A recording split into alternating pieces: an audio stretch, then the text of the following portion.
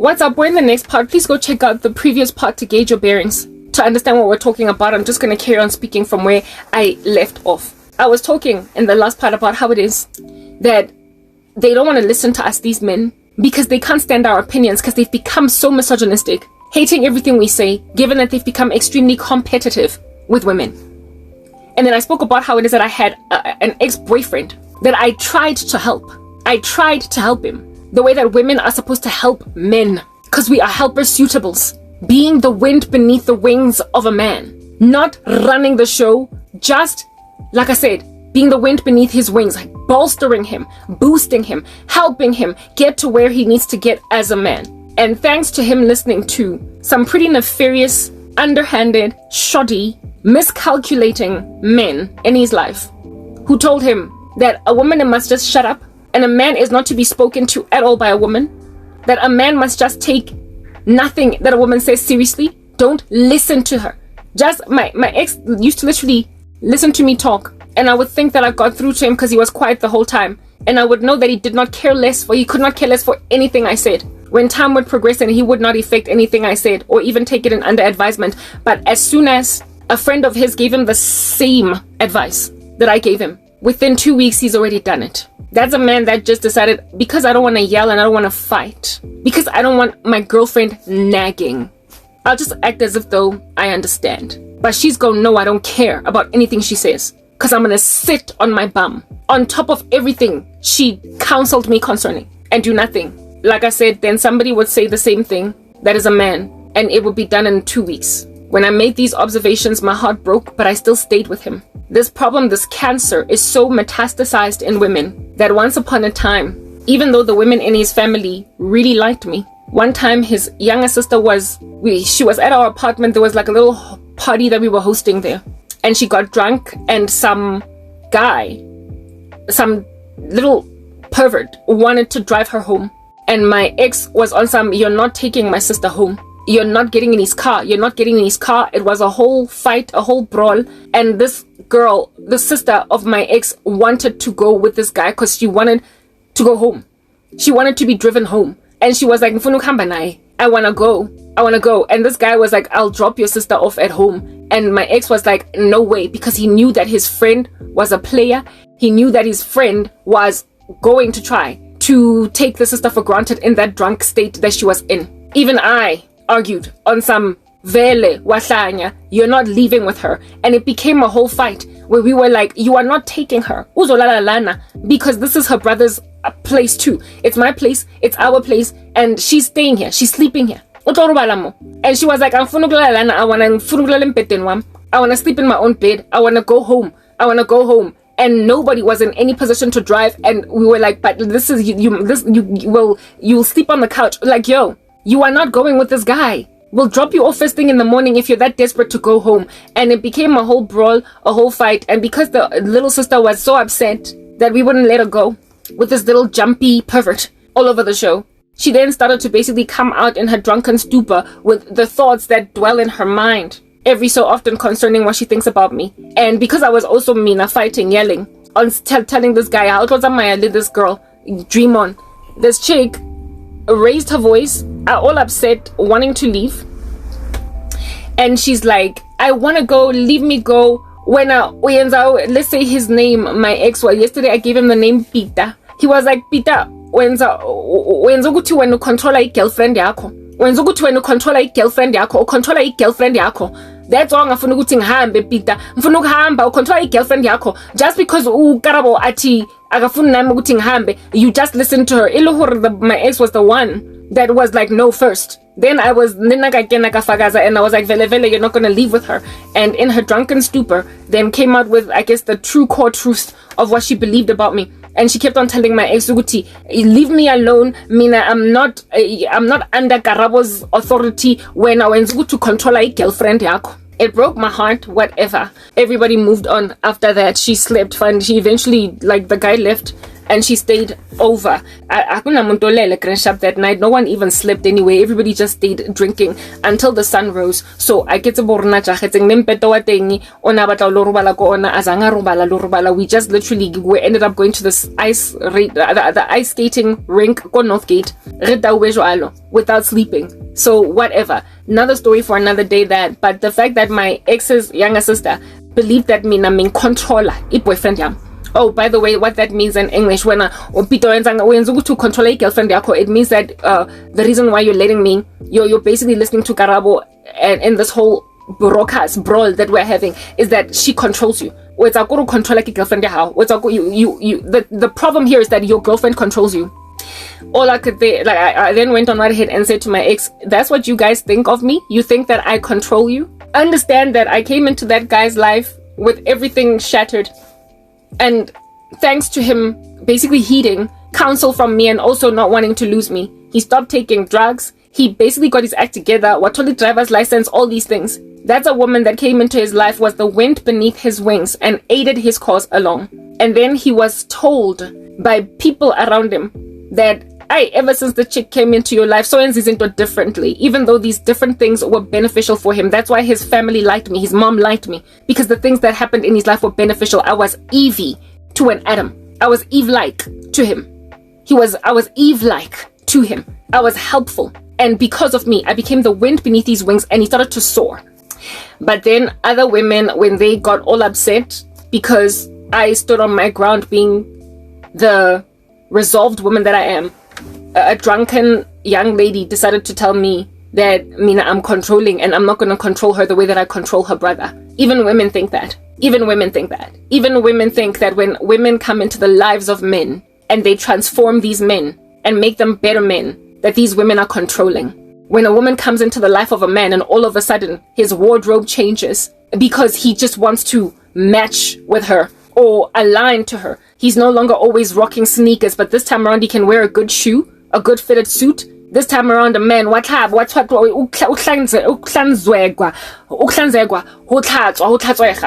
just getting your act together. Like you can't keep wearing the Adidas sneakers, the tracksuit pants for the rest of your days. At some point you gotta wear a suit. When a woman rocks up in the life of a man and that becomes a thing, apparently ukontrolwa girlfriend yakon, ukontrola umfazi wakon. The man is not one that is regarded as having made a decision to heed his wife's counsel, but as one who is whipped. And that's what's cracking society apart. That's what's messing with the world.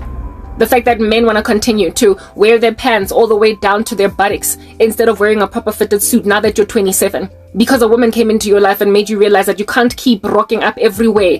Boy. At some point you gotta buy a shoe. When a woman, when I started dating my ex-boyfriend, I'm here to complain. I'm here much. That's what I'm doing. I'm here to complain, and I get to complain aloku ngoba the lack of respect la emgaqweni for izinto ezinhle ezenzwa ngabafazi. I just feel as if though yazin, that's why we're all falling apart. That's why everything is falling apart because no one has regard or respect anymore for the important work that a woman does when she comes into the life of a man. When I started dating, and this guy, the same man that disregarded yonkinto, ultimately that I would have to say or do until it got to a point where askwazi manje to be together anymore, because we're like, what's my job here? If you don't listen to anything I say, I can't have lived with you all of these years as my boyfriend or whatever, my man, in a particular capacity, and now all of a sudden this is not a partnership anymore or fellowship. This is a despot, a dictatorship. This is some kind of a warped version of a patriarchy that doesn't make sense, where a man does everything in an environment and a woman cooks, barefoot, pregnant, do all those things that are typically female, but actually speak and get heated and regarded, forget it. There are women who have run entire countries or helped men run entire countries because they were first ladies to presidents and did an excellent job. And yet men are in this 21st century increasingly becoming hardened in heart against the prospect of heeding a woman's advice when it comes to such big matters as running a country, running a business, running a household. What is the point? If you know that song, is it Mary J. Blige? I stand corrected. Speaking of that woman in Waiting to Exhale, Angela Bassett. The song goes along the lines of, I was your lover and your secretary, working every day of the week. Was at the job when no one else was there, helping you get on your feet. 11 years of sacrifice. Without the kids, I have nothing to show. Wasted my years, a fool of a wife. I should have left you behind 1,000 times. No, I'm not gonna cry. I'm not gonna cry. I'm not gonna shed no tear. Why would a man need that kind of support from a woman? Lover and secretary, working every day of the week, at the job when no one else was there, helping you get on your feet. That's not a person that should just shut up and keep quiet. That's not a person that cannot give an opinion. That's not a person that must just be barefoot pregnant in the kitchen doing nothing else. How was that man ever gonna get on his feet without her being his secretary at the job when no one else was there, helping him get on? When a woman cannot use her mind and her mouth and vocalize her opinion concerning a man's way and endeavors, he is like a disembodied man, a disabled man that has only one leg to walk. Or one hand. Yes, you can still write. Yes, you can still hop. And so get from A to B. But it's going to be hella hard. We are the other leg. And we are the other hand. And as soon as we are the other eye, you will still see. But it's not going to be a lateral vision as you would have it with both eyes working. There is a left and a baton. There's a left and a right hemisphere in the brain. The earth is separated between north and northern equator, at the equator, northern and southern hemispheres. This earth has a balance to it. There are two sides to a coin. And so when you disregard the one side altogether, there is going to be astigmatism, an imbalance, some kind of awkwardness, skewedness. And the earth is getting skewed because of an increase in misogyny and a complete disregard by men of the importance of women in their lives. Because we are apparently, allegedly getting too smart or too influential or too moneyed to ever be heeded by men. The only reason why a man would ever feel overwhelmed by a woman who is influential is if he is not fit for her. If she is too big for him. If her mind is too lofty in comparison to his. If her general suite of giftedness is too excessive above his. There will be an imbalance and there will be a disquiet. There will also be a misogyny that brews up in the man. A chauvinism. There will be a disinterest in the man to listen to the woman. Because she is that much smarter. That much brighter. And that's the reason why Korobela is just the worst and most unsuccessful ploy by men to get any woman they want at all. Because if a woman can see that she's not compatible with you, and then you bring her into your space using witchcraft, you are going to create inequalities and unequal yokings. You are going to create imbalances where it is that she will then turn out to be too smart for you. She will turn out to be too tall for you. She will turn out to be etc. But if a woman is waiting on the Lord for a husband that is compatible, this dude will rock up and automatically be in a position to embrace the fullness of this woman, the girth of this woman, such that when she speaks, he will not hate what she has to say. But nah, these guys insist on being with women that are literally out of their league. And so for those reasons, they end up abusive and passive aggressive. Because if a woman made sense for you, you would not be competing with her. You would understand her as a helper suitable. But if she is so strong in comparison to your mind, of course you're going to fall by the wayside and act as if though she's dumb. And other women, it appears, are embracing this rhetoric. They are busy saying that when a woman rocks up and transforms a man, that so manje, a guy must just stay in whatever mold or grain he's in. When a woman comes into the picture, if there is no change in a man's life, beneficially, positively, when a woman comes in, if everything just kind of stays flatlined, the same, that's not a partnership. People are not supposed to remain stagnant. They're not supposed to be sitting in one position forever. Even our atomic structure, molecular structure, is constantly vibrating. Ain't nobody supposed to stay in one place indefinitely. So when there is a plateau between two people when they come together and there is no difference in either person's life, that's not the right fit. If a woman, upon coming into the life of a man, does not significantly improve that man, if that man does not suddenly start to nudge, move in the right direction, if he moves in the negative direction, or not at all, that's not the girl. That's not the girl. And what I did is come into that guy's life and all of a sudden he was moving. A stationary truck all of a sudden started to move. And somewhere along the way, a woman went on in his life, went on right ahead and told me, in some self-control-less brawl of a drunken stupor, she went on right ahead and told me, but I'm not going to control her the way that I control her brother. I often wonder, if at all I were to turn back the hands of time and not come into your brother's life, if at all you'd be glad about that. Because there was nobody that was dissatisfied with my presence in his life, especially among the women. Why? Because I basically rescued that guy from the precipice of self-destruction. And yet men are disinterested in being helped along by women. Well, if you don't listen to a woman, your prayers get hindered. And so seeing as all these men are not listening to women, but they want to make out of us robots that speak when spoken to, robots that do the bidding of men without having a single unique opinion by ourselves. You are creating some kind of a warped spoof, some caricature of what it is that the Lord intended the human race to be. You are creating a spoof. You are melting away at God's structure for family and erecting your own. You're bringing forth a nefarious structure of family that God did not sign up for. All of these women merely existing in the lives of wealthy men, merely existing in the lives of men that have arrived and so don't need any help apparently, are irresponsible and are destroying society. And all of these men that also want women to do nothing, sitting around and just merely being pampered with nail manicures, are irresponsible with the gifts of women. So a pairing of people where no one grows, that's the issue. And my ex-boyfriend went on right ahead and married the pampered lady with the nail manicure. That's not bringing a man from one level to another. And now that he finally got a woman, he wants to come back. And so the way that he is now trying to communicate to me that it wasn't broken and try to fix it, I get it now, is by now trying to bring me into an environment that's just going to humiliate the living daylights out of me. When I was the ride or die, I now get to be humiliated because I had nothing else and no one else in my life. I got by attrition so brutally afflicted that I finally went back to a guy that tried to get me back for 12 years and it finally worked.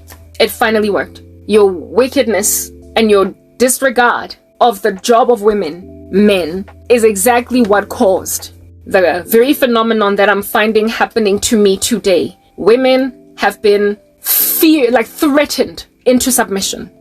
They have been threatened into submission by the fear of a lack of love, fear of a lack of respect, fear of a lack of provision, fear of a lack of a life to live at all, fear of a lack of children, fear of a lack of a purpose or a legacy, just out of being scared of not having all such things. Women have been bullied into submission. So you have conformed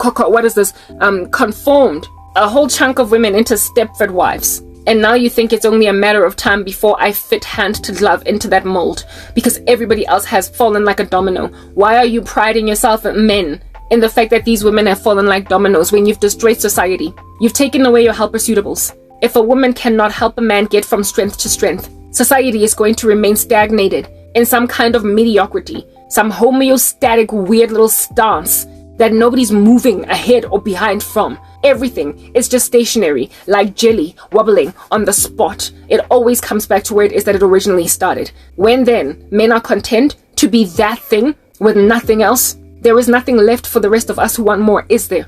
I live in a silly country that I cannot for the life of me stand anymore. I used to love this nation, but I'm pretty done now with South Africa. It is precisely because of all of this godlessness that has erased the importance of a woman in a marriage, in a room, in a situation, in a household, that we are now dealing with men that are throwing the country away. South Africa is supposed to be a Christian nation. It's been one for the longest time ever, pretty much ever since I've been alive. It's been Christian. We've never had an issue with religious extremism in this country because it's always been regarded as a Christian nation. Even in the days of apartheid, it was Christian. A Christian country should be biblical and stand for whatever it is that God stands for. And here it is that we find ourselves all these years down the line as a country cursing ourselves from right within the government. As a Christian nation, South Africa is supposed to stand with the roots of Christianity.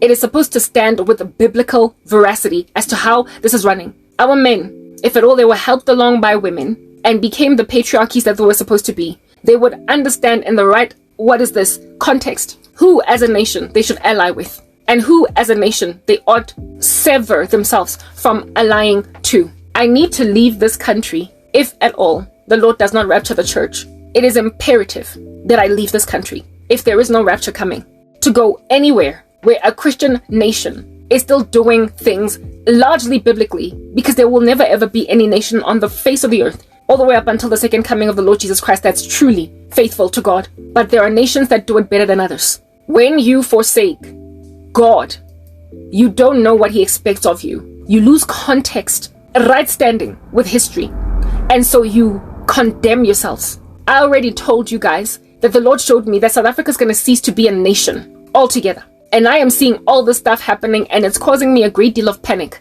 because I am sitting where I'm sitting, being dealt a bad blow by wickedness that is trying to come into my country, precisely because my country is going in the direction of everything that hates God. And that wickedness loves the dark. And so it is being drawn to my land. There is literally a border crisis in South Africa that is unseen, where all manner and kinds of filth is trying to come in, only because our government thinks it's gold. Only because our government thinks it's amazing. Our land has allied with all of the enemies of Jesus Christ.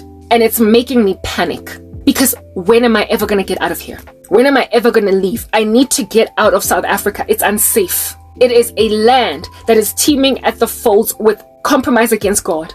And I'm still here. And I don't know what's going to get me out. If the rapture is not happening any minute now, I need to be relocated to another country. I can't stay here. All of this insanity against my person, this extreme misogyny, this gender-based violence, this persistence by witches to get me to do what they want me to do, the conversion of South African women into Stepford wives, all of that is just a byproduct of how far from God you have fallen as a land. I gotta leave. I'm panicking. Even though I'm not supposed to be panicking. I can't help but do it. The Bible, it is written in Philippians 4, verse 6 to 8 to 7. Do not be anxious for anything, but in all things. Philippians 4 to 6, sorry.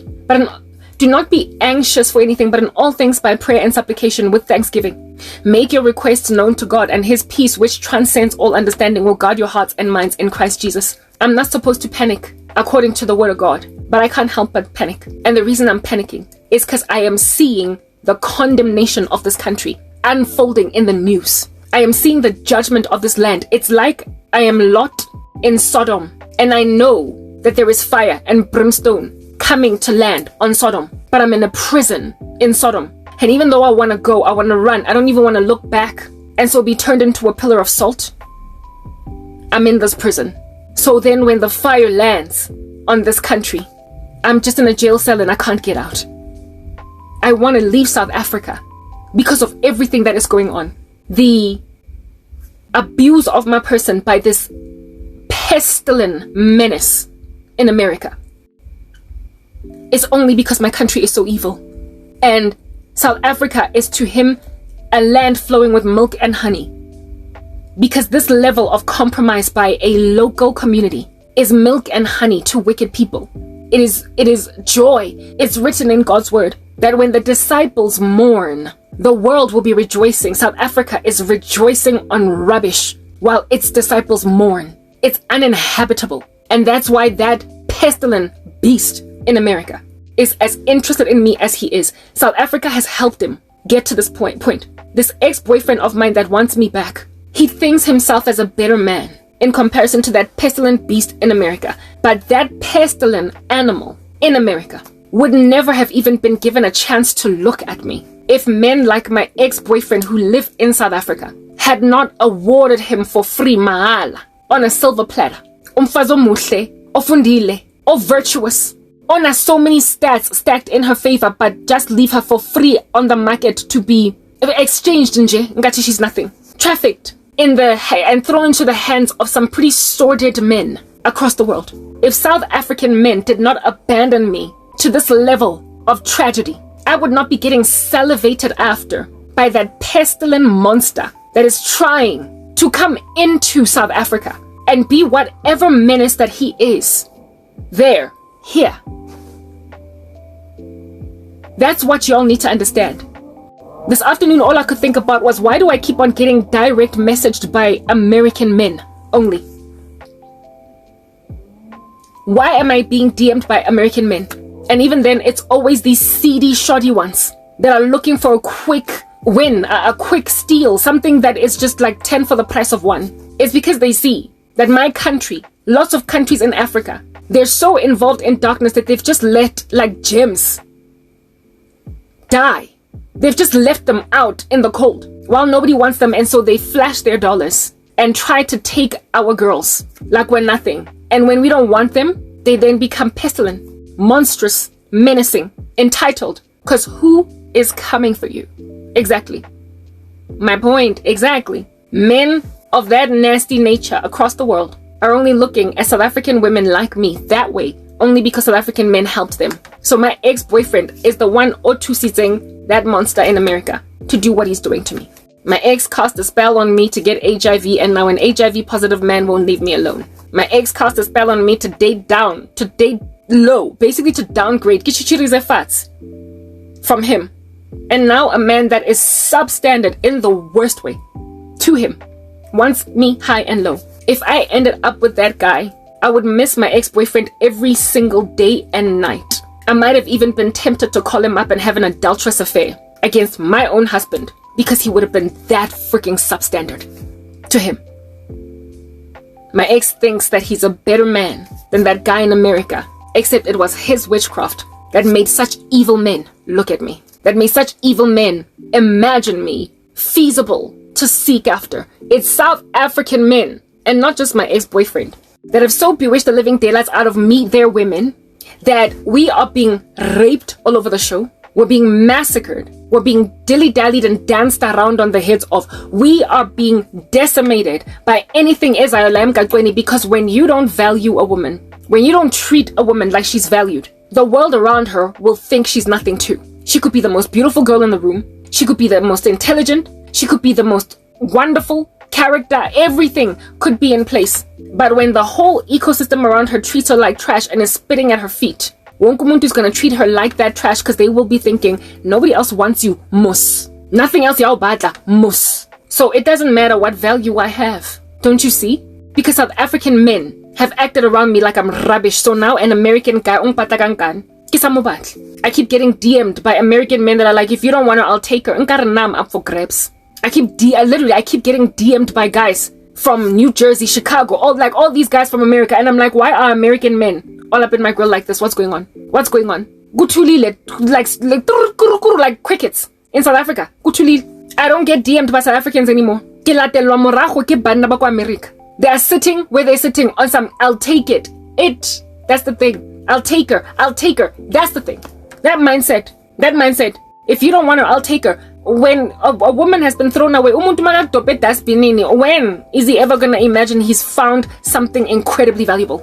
At what juncture is a person that finds you in a dustbin gonna ever think you were valuable because somebody threw you away? They will just gather you like scraps indeed and put you banked in their environment to just merely gather dust in that space without really seeing the true value of what you are. South African men know what I am. My ex-boyfriend, I got confused as to what I am. They know what I am. All of these randos that we covered havoc in my life, that's why you know what value I would have been. And so Grandshap Nani, you are also chichiriza, you're chachalaring morawe, I'm concerned. Because you understand thoroughly that you're not in my league. A lot of your liking this, you know what I am. What she tantamount of retails for in South Africa, y'all know.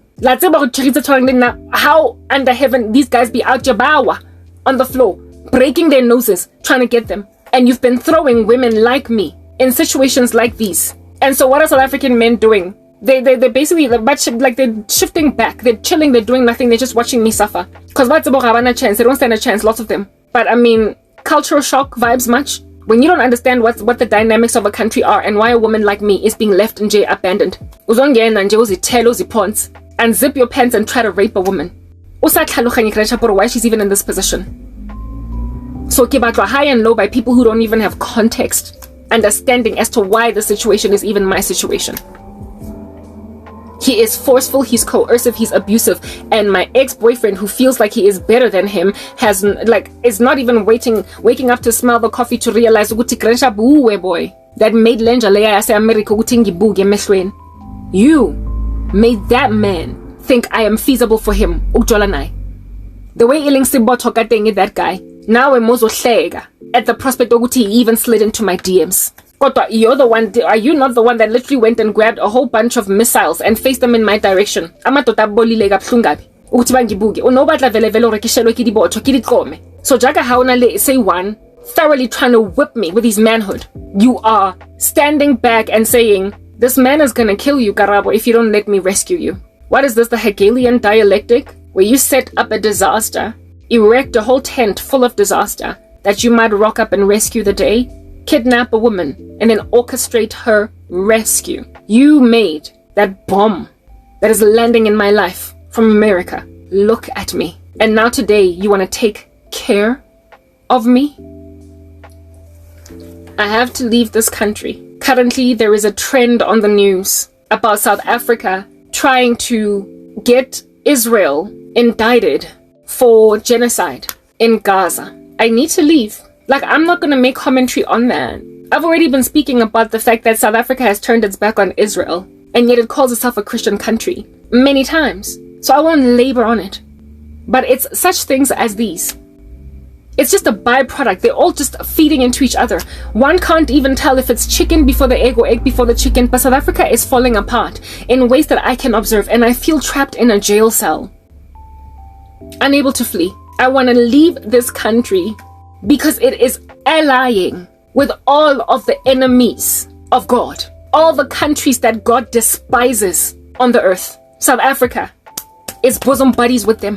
The enemies of Israel are South Africa's allies. I am not safe here. No one is safe here. I don't know how many times I can say that. No one is safe in this country. Everybody is in danger, and I can't leave. I do not care what people say or think, but the very bottom line is I am seeing billows of smoke everywhere, while everybody is continuing along la-di-da like nothing is falling apart. Zechariah 12, it is written, the oracle of the word of the Lord concerning Israel. Thus declares the Lord, who stretched out the heavens and founded the earth and formed the spirit of man within him. Behold, I'm about to make Jerusalem a cup of staggering to all the surrounding peoples. The siege of Jerusalem will also be against Judah. On that day, I will make Jerusalem a heavy stone for all the peoples. All who lift it will surely hurt themselves. The Lord said that he's going to make Jerusalem a very heavy stone for all the peoples, and anyone that tries to lift it will hurt themselves. I'm literally living in Sodom. South Africa has no context, no understanding at all.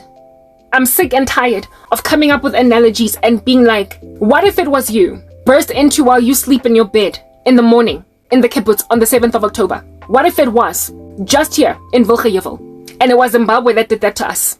Would you not go in guns blazing to handle that terrorist group in Zimbabwe? You would, as South Africa. But because it was Israel, they don't have a right to stand up for themselves.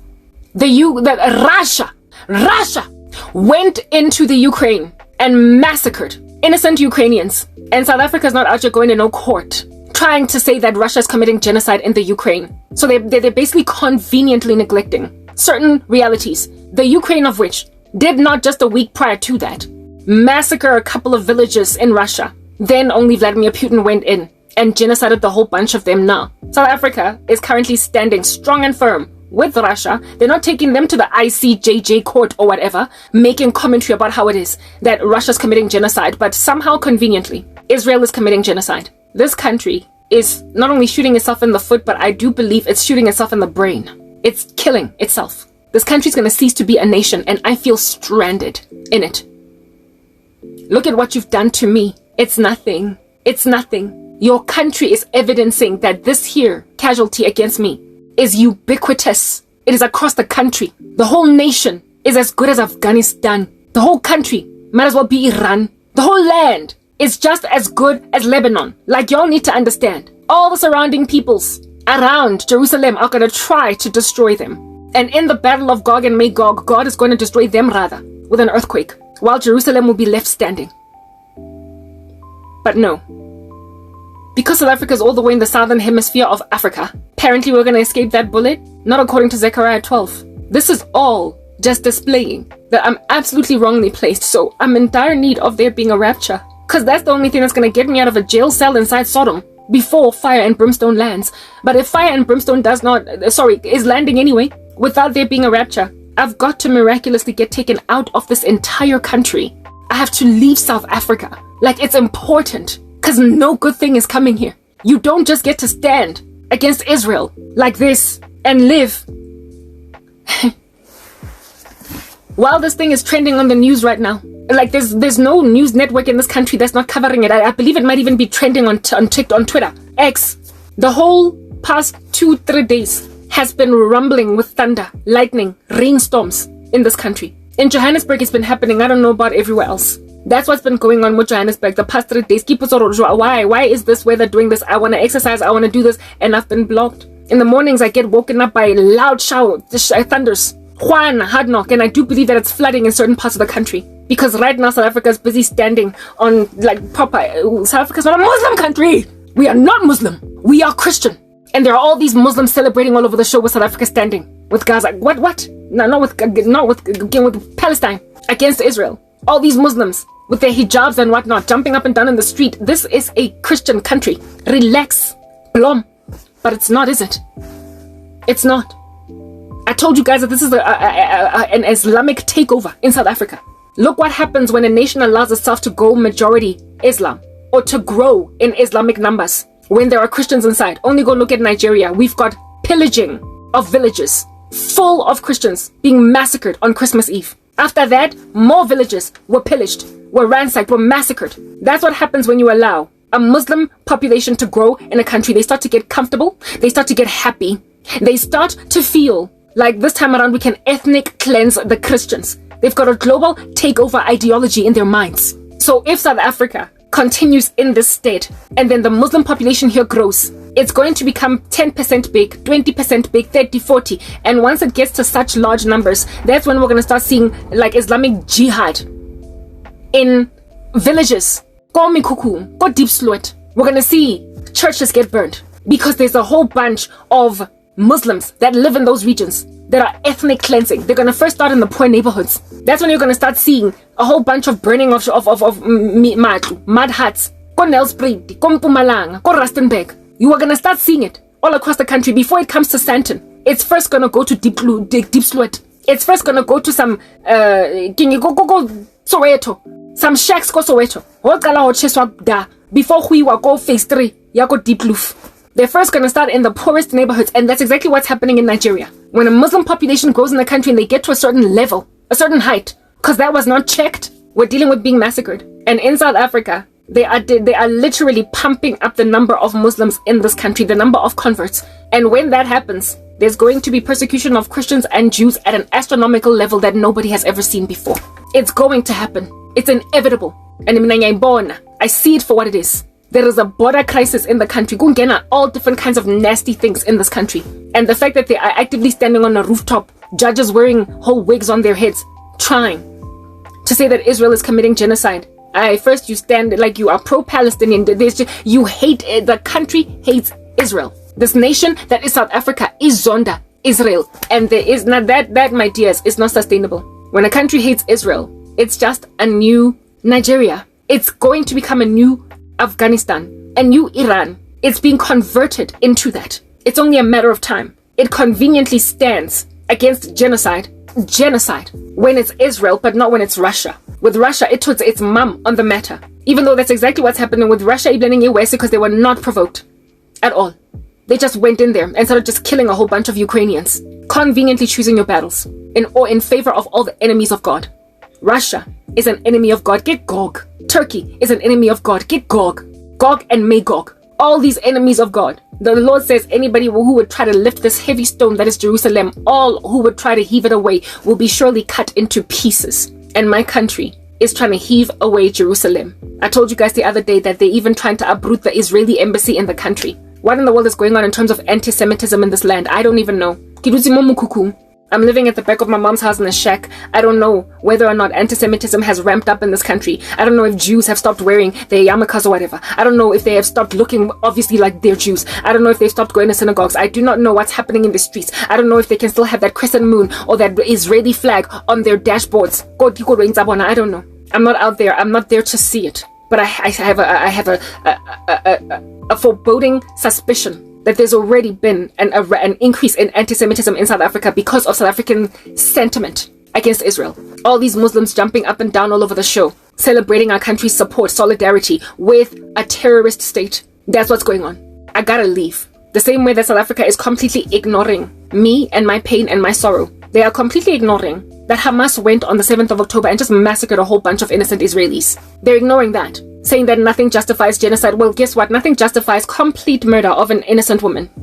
But now, you're choosing your battles, aren't you? I stand for Israel and I will always stand for them. As a Christian, I can do nothing but I'm misplaced in this country. I gotta go. I have to leave. You're an ex-boyfriend that wants me back high and low. He was very newsy. He was he loved current affairs. He was always kept up to date with what's happening in the world. More so even than me back when we were dating. So he definitely has an opinion on what's going on right now. This war in Israel, he definitely has taken a side. And I am highly doubtful of the fact that he stands for Israel. I seriously doubt it. Yet he wants to be with me. This here is a deal breaker. It is a massive, massive, massive heart cry by me because it's God's massive heart cry. And so I can't be with a man that's anti-Semitic, that's pro-Hamas, pro-Palestine, pro anything at all that's not Israel. Like, I will not do it. But I am wanted by men who think that him and I can beg to differ concerning our opinions on Israel. It's an essential. To me, it's an essential because it's an essential to God. But without understanding all these things that break people up, they nonetheless want to come into my life.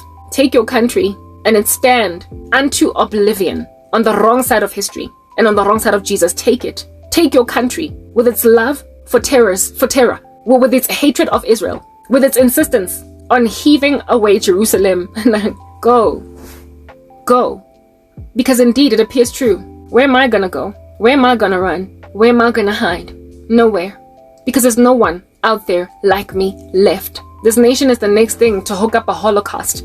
Only look at what they're doing to me. Only look at what they're doing to me. I cannot be a case in isolation. They tend to target the poor first, and that's why no one hears them. No one hears them. But one of these days, even your churches are going to get burned. And you're going to wonder how under heaven did we ever experience so much religious extremism in South Africa when we were a Christian country. You were pro-Palestine. And so now you went and caused a whole bunch of Muslims to get arrogant in the country and start burning down some synagogues. It's gonna happen. It's gonna happen. A country is about to crash and burn with me in it. And I can't get out. I've got to leave this joint. So I'm really prayerful that the rapture will happen. Because how in the world am I ever going to get a visa and move anywhere? How?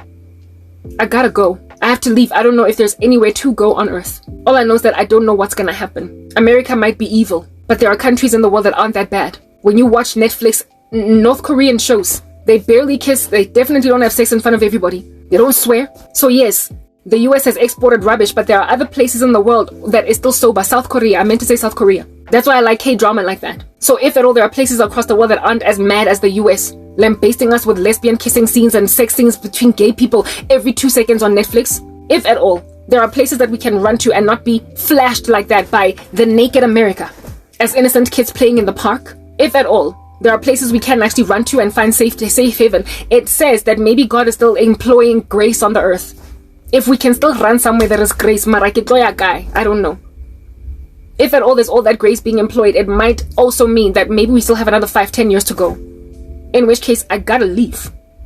I have to leave this country while the Lord judges it. While it endures the harsh treatment that the Lord will endure. Iran through. All of the surrounding enemies, Iraq, all of these neighboring countries around Israel that are wreaking havoc in its life. South Africa is one of them now. So if the Lord is going to go and heave you away and cut you to pieces, like seriously, nah. I don't want to be here when that happens. The fact that this Christian country cannot correct our government. I don't know how many times I can say that. You're not saved. You are pro-Hamas, pro-Palestine. You don't even know why you're standing with them. You don't understand the context, the biblical understanding, the heart cry, the land, who it belongs to. You don't want to study history. You're busy supporting a whole bunch of violent people who, once they get too many in a country, start to freaking jihad every village. That's who you're supporting. That's who you're standing for. If at all you want to go and experience what it's like to be a Christian living in a land that has got way too many Muslims, Ambani, go to Nigeria and chill out on Christmas Eve, planning the next day to go to church and have somebody come to Phil and just shoot all of y'all down and burn down your houses while your children sleep. Go, move to villages in Nigeria. Go to the south of Nigeria. And then you will come back a little bit more humble to South Africa, realizing that you can't, as an entire country, continue to support Muslim countries like that, because it's at your own peril, given that you call yourselves Christians. It is no wonder Argentina pulled out of BRICS. Babo, and all of this nonsense coming from a mile away. It is no wonder they pulled out. But nah, you're standing with all of the enemies of God. Zechariah 12. All who would lift it will surely hurt themselves, and all the nations of the earth will gather against it. All the nations of the earth will gather against it, against Jerusalem. South Africa is doing that. Where am I going to go? I cannot stay here. I am not safe. Look at what it is that these Islamic countries are doing at the Red Sea. It's about Tunya, America, and Great Britain. Like, I'm sorry. Like, you know who has gone entirely crazy versus not. When you look at what in the world and heaven they're doing with Israel. America has lost its mind, but it has not lost its mind against Israel. Entirely, not completely. It's divided, but it's not completely decided like South Africa. The country that is South Africa at large, governmentally,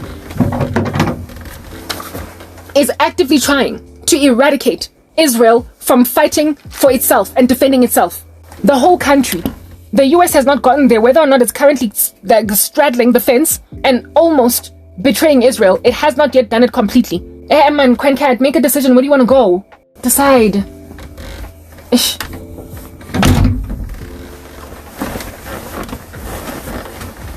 I don't have time. I guess that it's away, nah, dude.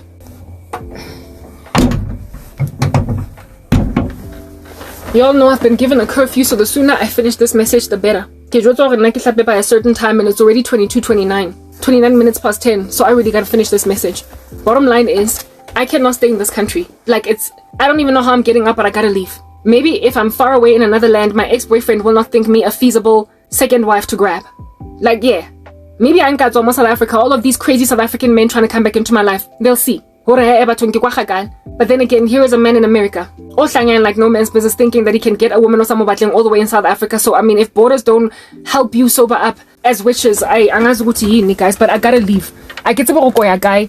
Mara, right now, I'm gauging safety to live on Earth based on their relationship with Israel, because everybody's going crazy to a certain extent. I guess sure, I don't know where we're going. I don't know how this thing is ending. I know that ultimately the Lord will return. God, but I'm sure. I'm not 100% certain that is going to happen in my lifetime. I would be lying if I said I have got 100% certainty that it's going to happen in my lifetime. And if it's not, I cannot live the rest of my life in this country. I gotta go. I've got to leave. South Africa is on a slippery slope, and it is going down to hell fast and furious. It's not safe, Lana. It's not safe. This place is not safe. I can't say it is not safe. Christians are not safe here. Jews are not safe. Y'all need to listen to me, please. We are not safe. Look at my life. It's only a matter of time. Same way that those people were caught off guard at the kibbutz, and at the music festival in Israel. That's how we're going to get pounced on by Islam in this country. We are not safe. A nation that's not actively trying to control this border crisis is not safe for Christians and Jews. Some places are better than others on the earth. No maklanya or lime katkweni all over the show. Everybody might be crazy, but like, you know who's super crazy when they open their mouths and say anything about Israel. The crazy people are the anti-Semites, and that's where you must run away from. Any country that is currently strictly, richly, with no division at all, pro-Palestine, y'all gotta get the stepping on out of there. Little limala as Christians, little limala as Jews. Is that basic? Like, it is literally that basic. What are they supposed to do? What would you do, Wena? Chilling in whatever country that is peaceful right now. If somebody rocked up and killed your children in their beds while they slept and put a baby in an oven and switched it on, would you not go to war? And this country that is South Africa is saying that nothing justifies the war that Israel is in right now. Nothing. I cannot be here. But that's your land anyway. All who lift it will surely hurt themselves, and all the nations of the earth will gather against it. On that day, declares the Lord, I will strike every horse with panic, and its rider with madness. But for the sake of the house of Judah, I will keep my eyes open when I strike every house of the peoples with blindness. The clans of Judah shall say to themselves, the inhabitants of Jerusalem have strength through the Lord of hosts their God. Ain't nobody gonna bring them low. But look at our country trying. Yet it calls itself Christian. Where are the pastors and churches standing up against Cyril Ramaphosa? Where? Standing up against the judiciary of this country. Where are all the Christians? Where are they? Who in the world is standing for the Jews in this country? Who, if not us? Who? If such rubbish can trend in our news, with nobody standing up against it, no resistance, halapoloswa South Africa. On that day I'll make the clans of Judah like a blazing pot in the midst of wood, like a flaming torch among sheaves, and they shall devour to the right and to the left all the surrounding peoples, while Jerusalem shall again be inhabited in its place in Jerusalem. And the Lord will give salvation to the tents of Judah first, that the glory of the house of David and the glory of the inhabitants of Jerusalem may not surpass that of Judah. On that day the Lord will protect the inhabitants of Jerusalem, so that the feeblest among them on that day shall be like David. And the house of David shall be like God, like the angel of the Lord going before them. And on that day I will seek to destroy all the nations that come against Jerusalem. Let's go to the Stepford wives. You can't even see this for what it is. Haliboni. I'm freaking out. I'm panicking. Although the Lord says I should not panic. I should not freak out. But I can't help but freak out because I'm not even sure if the rapture is happening. I can show. If it's not happening, I have to leave this country. This is the forever purge. South Africa is just purging. It's purging. It's purging. And it's taken for granted that Christians don't know their word. You cannot as a country be so blatantly opposed to Israel and not be cursed. When whatever bombs land, I don't want to be here. Land, and I'm in a prison. Top of that, my ex-boyfriend high and low. Making the dumbo out of two women. Out of Basadi by two. When you get to have your bread buttered on both sides. Listen up, people. There's nonsense going on. All of this Stepford rubbish. Men trying to impregnate women. The chaos. Evidence of the fact that chaos is ubiquitous is the fact that even your government hates God. Your government hates God so much that it's allying with all of God's enemies against God's holy land. Your men are causing your women to get raped by foreigners in other countries. That's your South Africa. Ex-boyfriend, I have this question for you. You want to take care of me? I had a dream of him nursing my wounds, fever on my forehead. You want to take care of me? Oh, really? You literally made me sick. You caused my delirium. You caused my sorrow, my pain, my excruciating anguish. You separated me from family. You made sure that no man can love me. And now I will give you this much, genuinely guilty. But you also are very much in love with me. And so rather than just leave me alone and see that you've made your bed, now lie in it and repent while you're at it.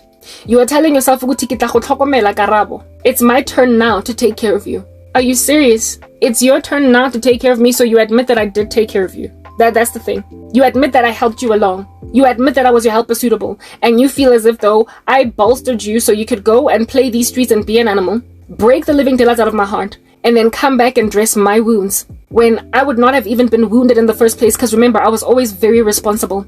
So I would have been okay. But you made sure that nobody loves me so you could be the only one coming to love me. You made sure that nobody takes care of me so that you could be the only one taking care of me. You saw it fit to ascertain that nothing will ever look at me so you could be the only thing looking at me. You are the one that caused me so much spiritual anguish from a monster in America that now I need a helivac. Now I need to be extracted from a bomb site. Now I need to be rescued from death impending because you sent an assassin after me. You sent such a violent man to my door that every single day and night I gotta fast and pray just to deal with the witchcraft of one obsessed man that met the thing that you regret messing with. The great girl, the wonderful woman that you once had for yourself, all by yourself. It was all yours. And you just let it go, fly like a bird. And then you try to catch me while I was midway in the sky flying, and you shot me down. When I was then down, some other random animal saw me. The next part. Please go check out the previous Some other random animal saw me. Animals, please, let's make that a plural. You threw me away, right? You're the one that treated me like trash. Gabagawa. And then a whole bunch of animals over like a decade, dude. Decade. Just could not help but salivate, grunting with their fangs stuck out to bite into me, to bite into the very thing that you took for granted, that you now want back. You and you alone know my value. You and you alone know my virtue. You and you alone know what kind of a woman I am, to a point where hauna any classist sentiment saying next. Why? Because you know who I am and who I was. You know what value I am, and you're prepared to take it in, and I'm sebenzi. Ain't anything. All these classist guys all over the show. On some these guys that are trying to follow clout. Clout. Hey. That's what's good. Yeah. Because but you met me when I had everything, or much anyway. Yeah. And you got to experience a wonderful woman in your life. You got to experience having that medi of the decade. And then you threw all that away. And now for ex-girlfriend that you kept on bad-mouthing. This entire South Africa. Mara, the two of us are just going to be like rebels, telling each other nobody wanna see us together, but it don't matter, no, cause I got you, babe. Nobody wanna, you know what, dude? You know what, let's just move to the final part.